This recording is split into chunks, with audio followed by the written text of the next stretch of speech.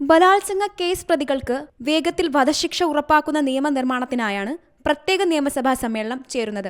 ബില്ലിന്റെ കരട് തയ്യാറാക്കുന്നതിനായി മന്ത്രിമാർ ഉൾപ്പെട്ട പ്രത്യേക സമിതിയെ നേരത്തെ രൂപീകരിച്ചിരുന്നു. ബിൽ പാസാക്കി ഗവർണർക്ക് അയക്കുമെന്നും ഗവർണർ ഒപ്പിട്ടില്ലെങ്കിൽ രാജ്ഭവന് മുന്നിൽ സമരമിരിക്കുമെന്നുമാണ് മമത അറിയിച്ചത്. നേരത്തെ മമതയുടെ നീക്കത്തിൽ കടുത്ത അതൃപ്തി അറിയിച്ച് വനിതാ ശിശുക്ഷേമ മന്ത്രി അന്നപൂർണ ദേവി ബംഗാൾ മുഖ്യമന്ത്രിക്ക് കത്തയച്ചിരുന്നു. ബലാത്സംഗ കേസിലെ പ്രതികൾക്ക് ഭാരതീയ ന്യായ സംഹിതയിൽ കടുത്ത ശിക്ഷാ വ്യവസ്ഥ ചെയ്യുന്നുണ്ടെന്നും സംസ്ഥാനത്തെ 48,600 കേസുകളിൽ സർക്കാർ ഒരു നടപടിയും സ്വീകരിച്ചില്ലെന്നും കേന്ദ്രമന്ത്രി കത്തിൽ പറയുന്നു. പ്രതികൾക്ക് വധശിക്ഷ നൽകാനുള്ള നീക്കത്തെ എതിർത്ത് വിവിധ സംഘടനകളും രംഗത്തെത്തിയിട്ടുണ്ട്. ഡോക്ടറുടെ കൊലപാതകത്തിലെ വീഴ്ച മറയ്ക്കാനുള്ള ശ്രമമാണ് മമതാ സർക്കാർ നടത്തുന്നതെന്ന് people's union of civil liberty ആരോപിച്ചു.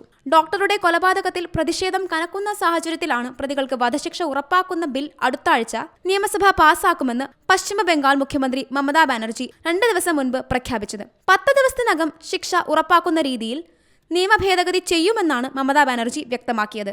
National desk Zee Malayalam news. ഏറ്റവും പുതിയ വാർത്തകളും വിശേഷങ്ങളും വിരൽത്തുമ്പിലറിയാൻ സീ മലയാളം ന്യൂസ് എല്ലാ ഡിജിറ്റൽ പ്ലാറ്റ്ഫോമുകളിലും ലഭ്യം.